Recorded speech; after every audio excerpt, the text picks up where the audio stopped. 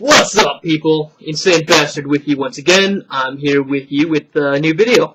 And I'm going to let you guess what kind of video this is going to be. I'll give you a hint. It isn't not a response to the Defending Champs video, which I will link in the sidebar, as well as it will be displayed underneath my video because he's a cool guy and he probably will let this be a response to his video. So, Defending Champ, you have made a lot of good points in your video about atheism and morality, but there are some things that I disagree with you on. I'm going to address one of these points, so this is going to be a short video. Now, we all know the atrocities that are caused by religion. We know of Muslim terrorists. We know that there's been the Spanish Inquisition. We know that in the religious world in general, especially among Christians and Muslims, there is, in some areas, great religious intolerance, and everything of that nature.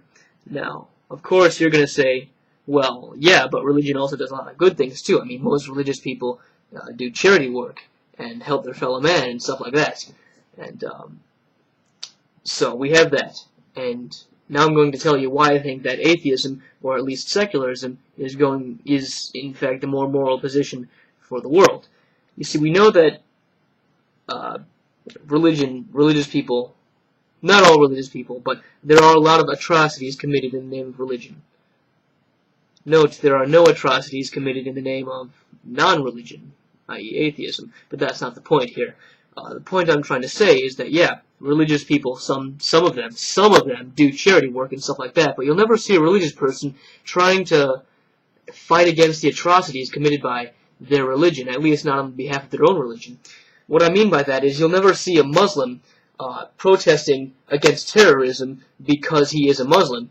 You might see a Muslim protesting against Islamic terrorism for other reasons, such as it's wrong, for example, but his religion has nothing to do with that. And when you compare the amount of evil that religion does versus the relatively small amount of good, I mean, come on, religion causes a small number of people to live good lives, and even they could do that without religion. It really does a lot more harm than good. Or at least it's used to justify a lot more harm than good. Which, I think is a bad thing. I think if people didn't have that one little thing that they could use to justify their atrocities, then, you know, they'd have a slightly harder time committing those same atrocities. After all, I mean, you look at Palestinian, and then you look at a Jew, a Hebrew. You know, you can't tell the difference between them. Virtually the only thing separating them is their religion, and yet that causes all this conflict down in the Middle East. So yeah, that's my 2 cents for today.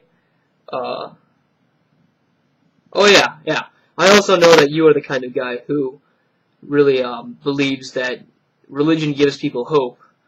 So this next part I'm going to say is really more for my audience than you, because when you enter into a debate, you're not really trying to convince the other guy so much as you're trying to convince whoever might be watching. Yeah, religion may give people hope, but it's not necessarily a necessary thing. I think that people can be happy without religion. I know that. Although there was at one point in my life where I thought I never would be. So yeah, just think about that.